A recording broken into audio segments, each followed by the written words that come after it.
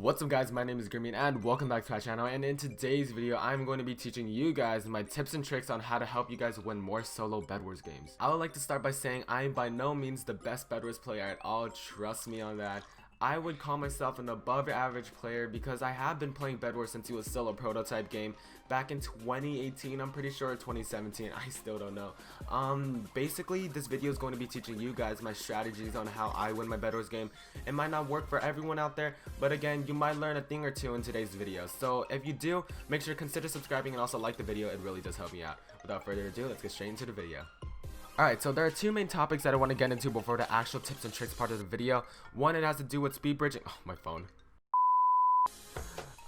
One, it has to do with speed bridging. Two, it has to do with PvP. I will talk about PvP later, but I'm going to be talking about bridging right now. There are many types of speed bridgings out there. Of course, what you guys are seeing on the screen right now is what a lot of people call ninja bridging. Ninja bridging is essentially the process of shifting up and down at the correct moment so you guys don't fall off your bridge. Speed bridging is a process, trust me on that. You're not going to get it good the first time. What I recommend you guys doing is probably learning how to speed bridge with placing a block, unshifting on the next block, placing a block, unshifting the next block. That could be like the stepping stone for you guys learning how to speed bridge. And then when you're comfortable with that, you guys can learn the actual type of speed bridging. And of course, make sure to get comfortable with your speed bridging. I don't want you guys going into a Bedwars game knowing that you might have a chance of falling in a void. I have made the same mistakes. Again, just take my word for it. It's gonna be a process, but it will be worth it. If you guys want to learn how to speed bridge, I recommend you guys not to go into a Bedwars game to learn how to speed bridge there. You're basically just like, as you're bridging, people are fighting and there's a chance you might die, lose your bed, and it's just gonna ruin your stats. What I recommend you guys doing is learning how to speed bridge maybe in your Hypixel housing, or you guys could do what I do and make a whole creative world just for your bridging. Alright, so as I mentioned, now I'm gonna talk about PvP. PvP is complicated, trust me, you're not gonna learn it in a week. There's a lot of things going on with PvP. PvP just has a lot of mechanics into it. There's things like strafing, W tapping, there's different types of clicking methods, but it's always good to at least learn how to be decent at PvP because then again, Bedwars is a PvP game mode, so it's always good to learn how to PvP. It will help you out. I can't explain everything about PvP in this video, it's just that big. If you want to learn how to PvP, there's many videos out there to teach you guys. But yeah, it's always good to at least learn how to maybe strafe, how to W tap maybe. W tapping basically prevents you from taking as much knockback. Just learn what type of clicking method works for you. And then once you got all of those things settled, that's pretty much it. Just as well, if you guys want to learn how to PvP, there's many servers out there for PvP. You could also learn how to PvP in Hypixel duels. My favorite duels is 𝐒𝐔𝐁𝐄, Classic, and Skywars. So then again, you have many types of game modes to teach you guys how to learn how to PvP. Alright, so that's basically all I wanted to mention. Make sure you master both of those topics, PvP and bridging. They're really big factors when it comes to Bedwars. And now we're going to get on to the actual tips and tricks part of the video, which is going to be a live commentary of a solo Bedwars game. Alright, sick, we're actually in a game now. Alright, so once you guys it's time to teach you guys some tips and tricks that you could possibly implement to your gameplay. Starting off, there's already one trick that I want to teach you guys. You guys might be thinking, but Greamien, how's there already a trick? You just started in the game. First of all, it's a really good note to keep what kind of map you're playing, because certain maps have sort of a 8 iron rush, certain maps have a 16 iron rush, some have a 12 iron rush. You have to depend on which kind of map you're in, because it really depends on how fast you actually want to start rushing. Also, one good habit that you might want to get into is, instead of opening the item shop like this, you might want to do is open the item shop and right click and then move your mouse as fast as possible so you could see the opening of your base. This could actually help you in the long run when you see somebody coming to your base, and it could help you so then you could possibly save your bed from getting destroyed, because when you're looking like this in the item shop, you don't see anything. Your bed could get destroyed behind you without you even knowing. When you open the item shop and move your cursor as fast as possible to where you're seeing your base, you could possibly see somebody bridging to your bed and be able to get them before they of course break your bed. It's a good habit to get into, trust me.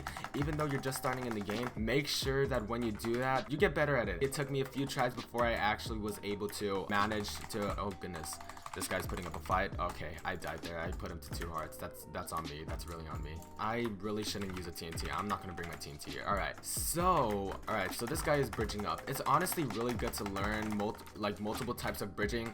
As you can see, what I did right there is I jumped. I made sure I was close enough to jump to him to where I was able to hit him off, but I was able to save myself because he already had a bridge down here. Keep that in mind, because you're gonna have to do a lot of that while playing Bedwars, because there's a lot of bridge fights that you're gonna have to get into. So So it's also good to keep in mind what kind of bases are next to you. As you can see, I took out green already, so I need to keep a lookout for 𝐒𝐔𝐿, which has already been taken out by white. So white, most likely white might be coming to my base. So what I might want to do is to go to his first before he actually manages to get to mine. I could, oh no, at the moment he's currently going to pink's base, which probably gives me enough time to be able to bridge their bed and possibly get his bed. Also, another type of speed bridging that you guys might want to learn is, I didn't mention this one, but it's sideways bridging. Sideways bridging is going to be really useful again in maps sorting like these. I'm not the best at sideways bridging. I still need more time to practice it, but yeah, sideways bridging is something that you're gonna have to try to get into because it's really slow when you bridge. Hold on. For an example, when you bridge something like this,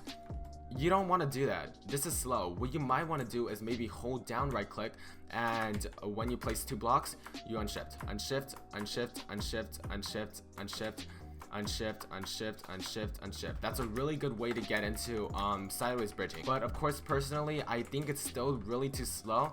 Right now he's going for my bed. No, he's not. He's right here. I have an iron sword, so I have the advantage. I could possibly kill him right there.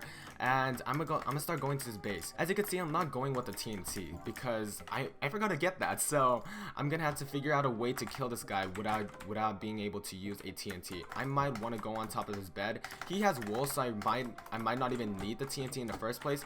So what I want to do is try not to die here. Try to knock him off. And since he has 5 seconds to respawn, that gives me enough time to get his bed and still go back up the base and be able to maybe save myself from dying. Let's see what we could do here. Yeah, I'm dead. And that's alright. I got their bed. I got their bed without using a TNT. That's some things that you guys might want to keep in mind. When you don't have a TNT, you want to find the best solutions to, of course, being able to keep the bed. It's really common sense at this point.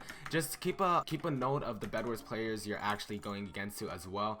He said GG guys and disconnected. Okay. Just keep a note of the kind of Bedwars players that you're going against, because that could also, as I mentioned, it could save you in certain times. So like when you're going against maybe a noob, you don't want to stress enough by when you're going against someone that's, let's say you're going against somebody that's worse than you. You don't want to stress enough going against somebody like that compared to somebody better than you. You want to use more strategies when it comes to people better than you. You want to use more brain knowledge, I guess, to people that are better than you. As you can see, there's these guys fighting right now. I could possibly knock him off because he wasn't looking. Yeah, so there pink goes. Yeah, he wasn't paying attention. So that was a GG, I guess. He took out gray, I took out pink. It's a really good thing to keep in mind the type of Bedwars players you're going against. When you're going against somebody worse than you, it's a good thing to not stress as much and possibly use less strategies to where you're going against somebody better than you. Just keep that in mind. It's always good to like use your surroundings in Bedwars. It's of course, again, as I mentioned, what I mean by using your surroundings, type of map that your guys are in. Some maps are 8 iron rush, some maps are 16 iron rush, some maps are 12 iron rushes. It depends on what maps you're really in and that you could possibly use to your advantage, such as rooftop. Rooftop is really good for maybe block clutching. I forgot which one it was, but I will show a picture of the map right now. Again, I'm really bad at memorizing maps, but this sort of map is really close to each other, so you might want to use maybe an 8 iron rush. Again, it really depends on the type of maps that you're in, and use those to your advantage of how you guys play your games. Anyways, that's pretty much it. That's pretty much all I really want to talk about. That's just the basics of what you guys might want to learn. Alright, so that's pretty much gonna wrap today's video. I hope you guys did enjoy. I just want you guys to master all of those tips and tricks, and when you do that, you will be getting better at PvP, not just PvP, but Bedwars in general, and you could win more solo Bedwars. So yeah, this video is usually based all around solo Bedwars because all of these have their own sort of strategies, tips, and tricks that you might want to learn separately. 4v4s and 3v3s probably have their own strategies. 2v2s, not 2v2s, duos has its own strategy, solo has its own strategy. Again, it's just really good to master all of those tips and tricks. Anyways, that's basically all I wanted to mention. I just want you guys to master all of those tricks. I might do a part 2 because I didn't explain that much in today's video. So if this video gets to maybe 20 likes, I will do a part 2. Anyways, that's gonna wrap things up. I hope you guys did enjoy. If you did learn something that you didn't know before, make sure to consider liking and then also subscribe. It really does help me out. Without further ado, thank you guys so much for watching, and I'll see you all next time in another Minecraft video. Peace out, guys.